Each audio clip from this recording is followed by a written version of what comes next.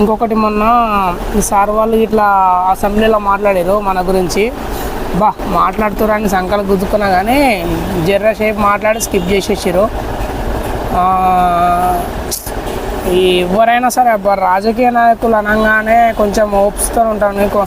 మనకు ఫస్ట్ ఏమని చెప్పారు, మీకు ఒక దారి చూపిస్తాము, లేకపోతే 12,000 ఇస్తాము, మీకు నెలకి ఏదైనా చేస్తామన్నట్టు చెప్పి నమ్మించి ఓకే దాన్ని అంత యాక్సెప్టబుల్గా ఉంటే వాళ్ళు ఇప్పుడు ఏమంటారు అంటే మాట చేంజ్ చేసేసారు.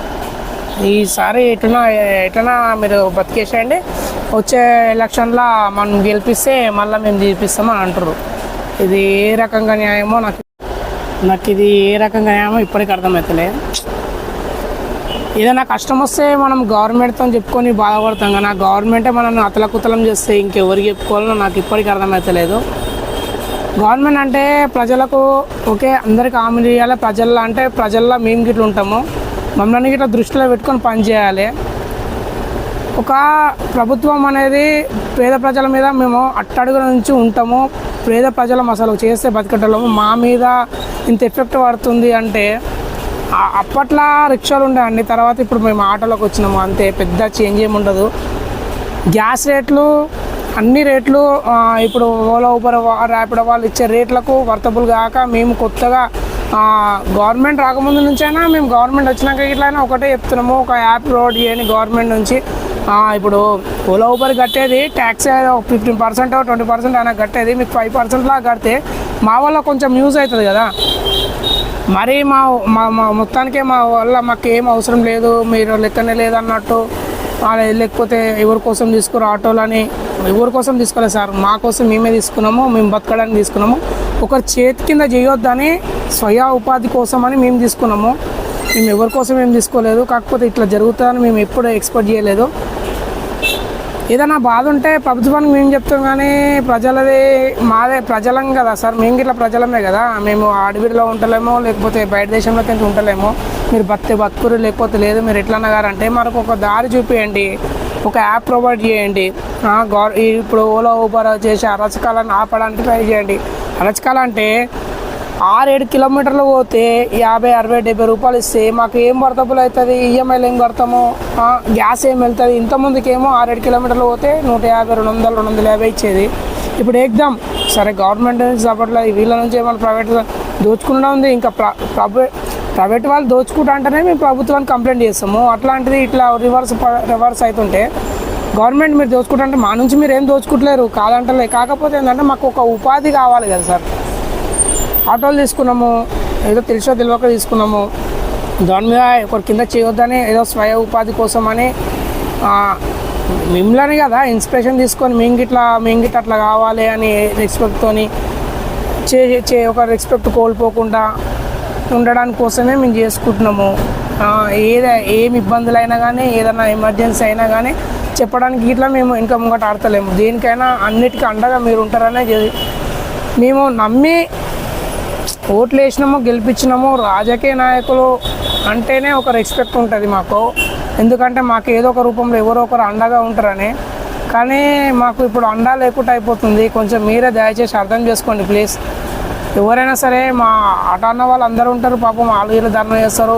ఎవరైనా సరే ఎవరు చేసినా కానీ ఒక యుద్ధ కోసమే చేస్తామన్నా, దేనికోసమో కాదు. ఇల్లు గడవాలి, మా ఫీజులు గడవాలి, అన్నిటికీ. సరే ఆటో డ్రైవర్లకు ఏదైనా గవర్నమెంట్ స్కూల్ ఉన్నాయా, ప్రైవేట్ స్కూల్ ఉన్నాయా తర్వాత విషయం, కానీ చేసే కష్టం ఫీజులు కట్టడానికి, రూమ్ రెంట్లు కట్టడానికి, సరే సొంతంగా ఉన్న తర్వాత విషయం, కానీ రూమ్ రెంట్ కట్టడానికి, దీన్ని కట్టడానికి, ఈఎంఐలు కట్టడానికి సరిపోతుంది. సరే కడదామన్నా కానీ వస్తలేవు. మా బాధ అంతా ఒకటే, గవర్నమెంట్ నుంచి మాకు ఏదైనా ఉపాధి అంటే మాకున్న ఉపాధినే జర మరీ తూల్చేటట్టు కాకుండా కొంచెం మీరు దయచేసి సార్, ఎవరైనా సరే సార్, మీరు పెద్దవాళ్ళు ఉంటారు, రాజకీయ నాకు ఇట్లా మాట్లాడడం నాకు తెలియదు. కాకపోతే మాట్లాడిన దాంట్లో కొంచెం మిస్టేక్లు ఉన్నా కొంచెము అటు ఇటు ఉంటాయి సార్. కాకపోతే మా రిక్వెస్ట్ అంతా ఒకటే, మాకు గిరాయికలు అవుతలేవు సార్. గిరాయికలు అయినా కానీ వాళ్ళు ఓలా ఊబర్ ర్యాపిడో ఊబర్ సంస్థ వాళ్ళు మొత్తం దోచుకుంటున్నారు.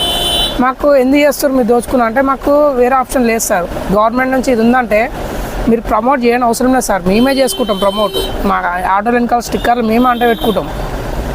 మీరు ఎంత ప్రజలకి ఇట్లా మరీ ఎక్కువ ఏం చేయకండి. మీరు ఎంతవరకు ఒక కిలోమీటర్కి 20 ఇస్తారా, 25 ఇస్తారా, అది మీ ఇష్టం సార్. దాంట్లోకించి 5% డైలీ కట్ అయితే ఎంత ఉంటుంది సార్? మా వాళ్ళకి ఇట్లా మీకు ప్రాఫిట్ జరుగుతుంటుంది. ఏదో మా వాళ్ళ పెద్ద స్థాయి కాకుండా చిన్న చిన్న దానికన్నా యూజ్ అవుతాయి కదా. మీరు అంటారు ఒక పాయింట్, మేము ఖాళీ బస్ స్టాప్ల నుంచి వాళ్ళ ఇంటి దాకా పడుతున్నాం, ఆడికి గల్లీల నుంచి 2-3 కిలోమీటర్ల లోపలికే ఉంటారు, మేము ఏమైనా బస్సులు ఆ ఇంటి దాకా తీసుకుపోతున్నాం అంటారు. కానీ సార్ 2-3 కిలోమీటర్లకు మాకు ఎంత ఇస్తారు సార్? 20-30 రూపాయలు ఇస్తారు. 20-30 రూపాయలలో మాకు రోజంతా గడుస్తుందా సార్? అట్లాంటిది మేము అన్నిటికీ నిలబడుతున్నాం, ఇప్పటికీ నిలబడుతున్నాము. మేము పెద్దగా ఏం ధర్నాలు గిట్లా చేస్తలేము, ఆపినా కానీ పెద్ద రెస్పాన్స్ గిట్లా అవుతలేరు ఎవ్వరు.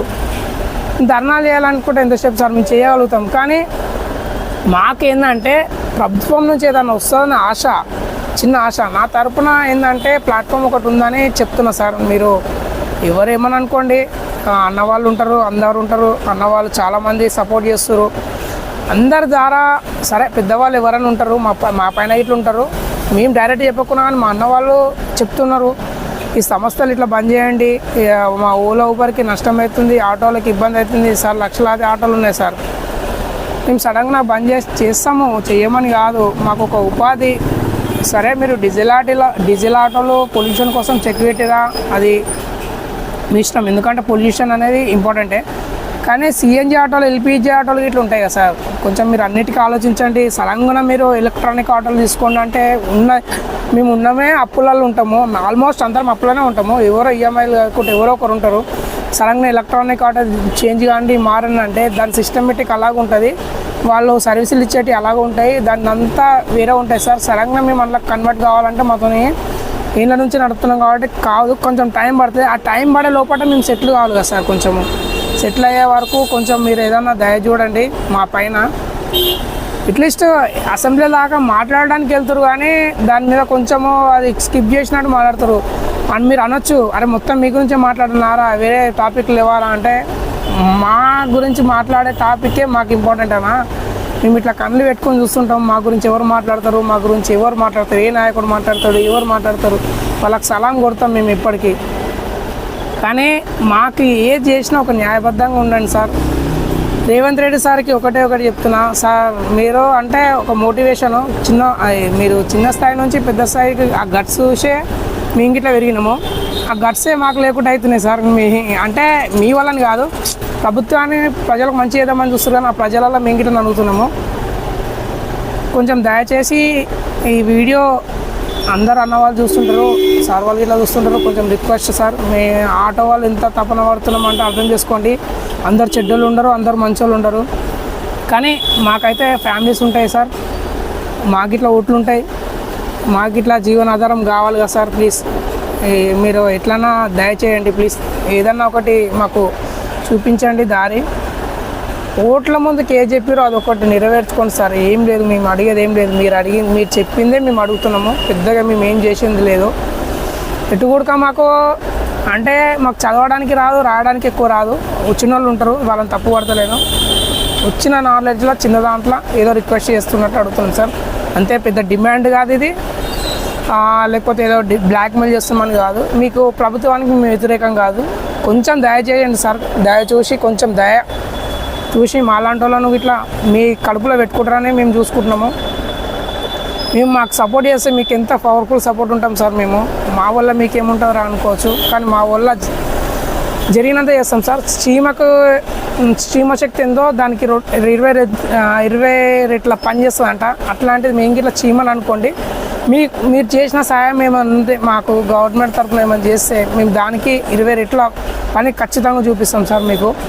మా వల్ల మీకు ఏమి ఇబ్బంది కాదు. ఏమైనా ఇబ్బంది అయినా కానీ అన్నీ ఉన్నాయి కదా సార్. సేఫ్టీగా చాలా జాగ్రత్తగా ఉంటున్నాం సార్. మేము ఇట్లా చాలా జాగ్రత్త నేర్చుకుంటున్నాము. ప్రతి ఒక్కటి అందరు సిస్టమేటిక్గా ఉంటున్నాము.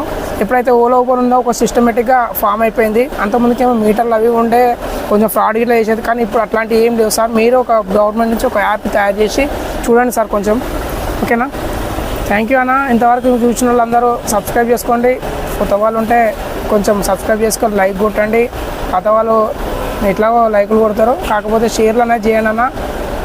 నాది రైట్ అయితే రైట్ అని చెప్పండి, కామెంట్లో చెప్పండి అన్న గిరాకీ ఎట్లా ఉంటుంది, మన కష్టాలు అన్ని.